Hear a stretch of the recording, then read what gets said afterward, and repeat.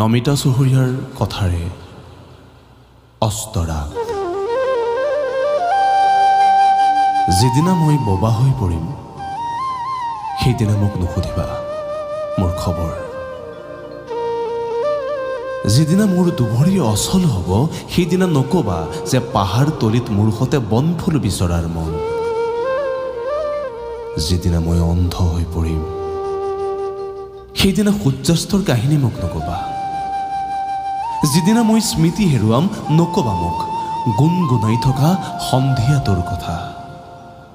জোনৰ সতে কথা পাতিবলৈ বতাহৰ সতে গুণগুণাবলৈ সময় বৰ তাকৰ।